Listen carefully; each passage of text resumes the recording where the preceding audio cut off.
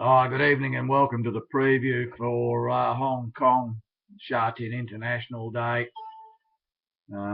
Spent the last couple of hours going through these. I haven't seen a day like this. I can't remember the last time I saw a day like this. Every race has something around evens to 2-1 and something else very tight to it in the market. Most of the races have 3 horses under about 6-1, and then after that they're all out in the market. There's at least 5 odds on pops.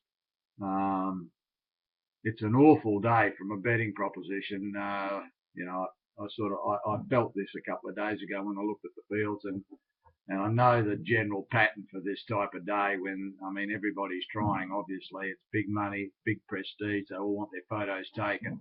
Horses have been set for this from months ago, and they've been well found in the market. I've just completed the ratings. I think I've rated every favourite just about on top, if not on top second. That to me is automatically a red flag for not betting. We're going to have another look at it in a couple of hours' time, and then we'll have another look at it in the morning. But as I sort of put up in the early preview, this is a day where all you can do is damage, especially given that we're not interested in backing favourites. So we go to race 1. I've got number 8, Silly Buddies, on top. Obviously, it's going to be short. It's odds on. It's had 2 starts, won them both.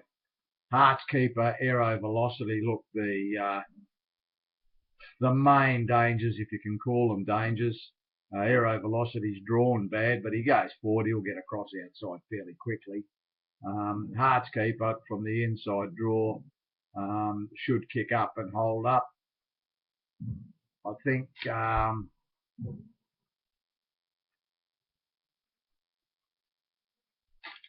at the end of the day, it's obviously not a betting race. Heartskeeper's a bit of a price, but we're not going to be betting in a race like this. Moneymaker's got some silly chance, but it's a strange market here because you've only got 2 in the market, Silly Buddies at odds on and Aero Velocity at about 5-1, and basically they're the only ones under about 15-1. So, as I said, this is the type of day that we've got all day. 8 on top from 1, 13, 14, 6 and 4. We go to race 2. Not a big field. Flagship 9. Sat 3 wide last start and just gave him a caning. Scott Barry at 3. Douglas White goes back on. This is a pretty smart horse. It's going to be short, probably evens. Might be a touch of red for this one. The only reason that you might see evens or 5-4 is Sea Dragons in the race. You have to forgive the first up run. He dragged it back from the wide gate and they walked in front. He had no open mate ground. His track work controls have been good. He's got a terrific record. He's only been beaten once, which was the last time. So again, we have the same scenario. We've got evens 1 and about 4 or 5-1 the other, and nothing else really in single figures. The Deuce Ping Lysianzi, it'll probably go to the front. If they leave it alone, it's pinch races like this before, but I think these 2 are a little bit too good for it. And Flagship will go forward, so worst case scenario, he'll sit outside this, and that should put pay to it. Great. There's not much depth in the race. 5 on top from 10, 2, 1 and 7, maybe 3 for a place. We go to race 3.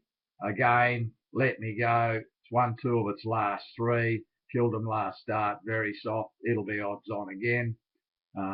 Level Player, Enthusiasm and Lucky Omens look the only ones that could probably run a place behind it.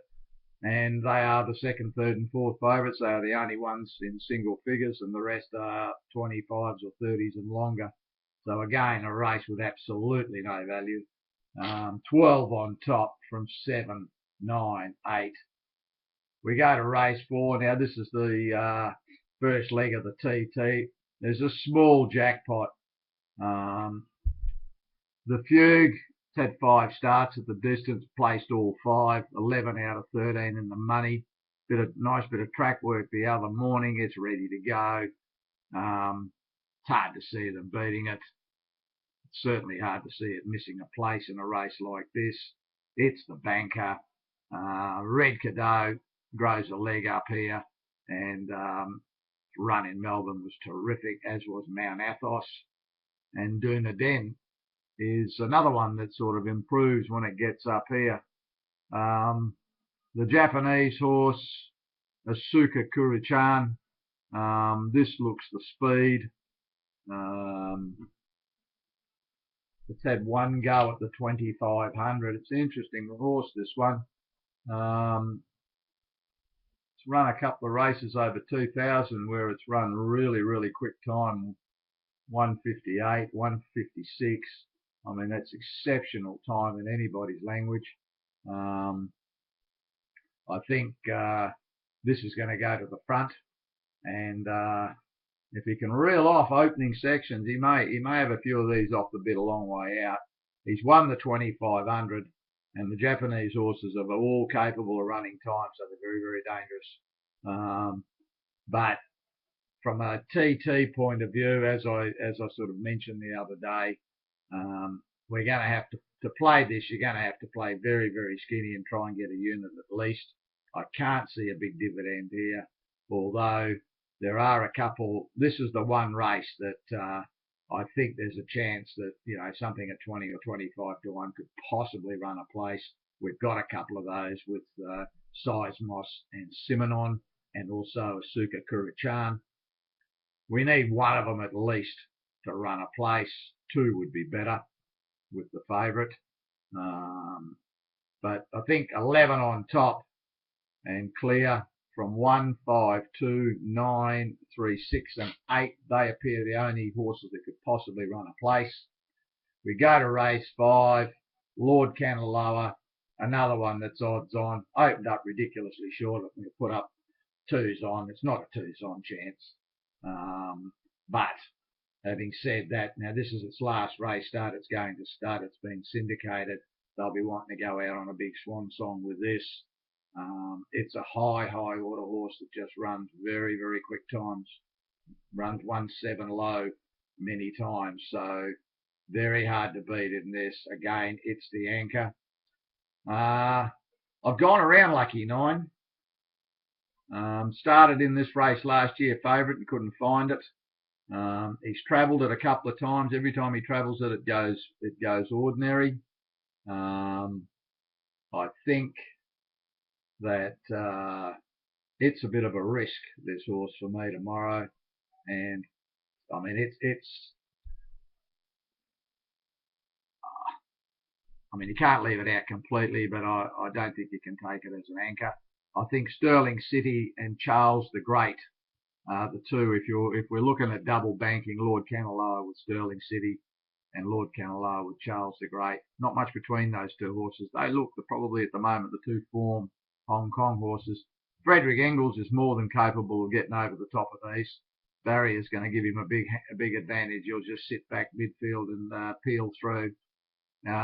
Cerise Cherry, more than capable. Barrier 3 is just going to get a suck run. And time after time, Lucky 9 and maybe Rich Tapestry. Now, this is an interesting one. This can run some time. If it can get out near the front and they leave it alone, it might nick off around the corner and could hang on and fall into third place or something at a big price. It's about 50s.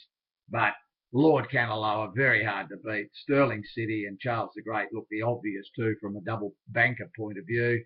Chances to 9, 10, 3, 2 and 11. The last leg, again, we butter up to another odds-on pop. Able Friend, it'll probably be $1.70 or $1.80. Should be too good for these. Got plenty of upside, this horse. It's going to win a lot more races. The only dangers appear Little Men and Rewarding Hero. They appear, again, from a double banker point of view, the only two you could take. And then after that, you've probably got 3 Majestic Falcon, 2 Outdoor Pegasus, and 11, 8, 9, and 4, you know, could fall into third place. But it's a race that just is completely devoid of anything in the market. You've got an odds-on pop and a clear-cut second favourite, and the rest are sort of a mile away. Again, not much value. 1 on top, 7, 12 the main dangers, 3, 2, 11, 8, 9 and 4 could fall into a place. Race 7, one of the big races for the day, and again we line up to another short price favourite, Gold Fun. It has put them away very, very easily at all 3 runs back this time. It is cherry ripe for this. The Hong Kong horse has got a good record in this race, so Moonlight Cloud is going to have to be very smart to beat this. It looks the only danger. They again are the only 2 in the market with a Lane Spirit, which looks the 3rd best in the race. Of the rest, maybe 9 Real Specialist, 1 Glorious Day, 4 Dan Excel look sort of place chances, but 5 clearly on top from 13, 6, 9, 1 and 4. We go to the big one for Hong Kong, the 2,000 metre race. Military Attack. He rode it like a black first up and gave it no hope. It'll be going much better tomorrow. They admitted in the paper that they rode it badly and they should have gone back. It'll settle off the speed from barrier 9. They keyed my feed from barrier 1. I don't think we'll see it tailed off this time. I think it'll be a little bit closer. Endowing's going really well at the moment.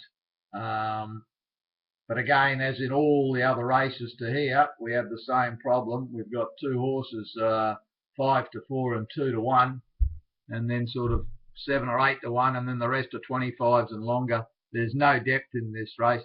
The knockout horse is the 8, Tokai Halo. This has got some chance. This can run some time, this horse. It's had 4 goes at the distance for 3 wins. This has won 3 in a row, breaking 2 minutes. So dangerous, dangerous horse. Won a mile race running 92.5. If it runs anywhere near that, it's going to give these things windburn, most of them. So it'll be very interesting to see the tactics they adopt with this horse. If it goes to the front and they leave it alone, it'll be very interesting, because if he breaks 2 minutes here, he's going to win. So, as I said earlier, the Japanese horse is very, very dangerous because of the times that they're capable of running. Got 1 on top, Military Attack, from 4 Akid Mafeed, 5 Endowing, 8, 2, 9 and 12 look the only other ones that could possibly run a place. We go to race 9, and without sounding repetitive, here's another race where we're just lining up for shorts. There's not a lot of depth in this race. Looks 3 or 4 winning chances. Number 8, Mighty K. Very nice trial recently. Barrier 5. Should get a nice run on the speed. It's got a winning chance. Principal was unlucky first up. It'll strip much fitter for this and go much better here. Yichong Star led all the way, gave nothing a chance. It's got a hope here. Of the rest, 3, 1, 4 and 2 look the only other chances. And in the last race, my favourite, naturally we're going to finish with an odds on top.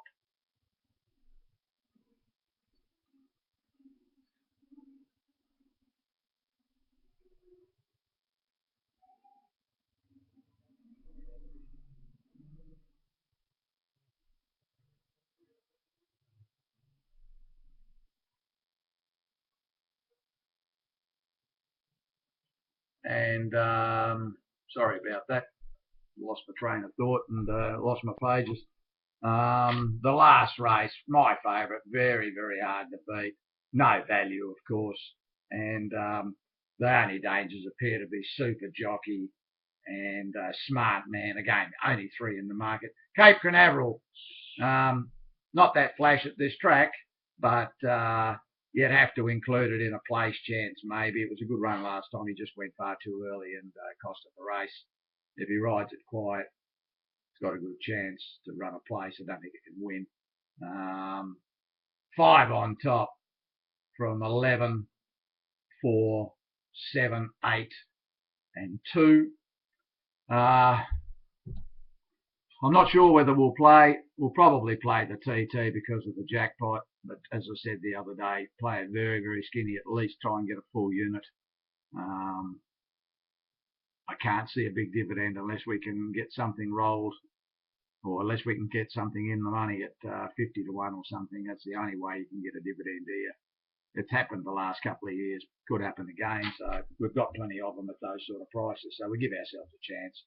We will be playing thin. So obviously banker, probably a banker and then double banker or something similar. Thanks for tuning in, guys. Good luck if you play tomorrow. It's a terrific racing day, spectacle-wise. Very poor betting day, unless you're a favourites punter. If you like backing favourites, well, you'll have a field day following the 10 races, because there's an even money and odds on pot in just about every race. Now, they're not all going to win. We know that. That would be an absolute rarity. But hopefully we find the right ones to get rolled by the right horses. Thanks for tuning in, and good luck, guys.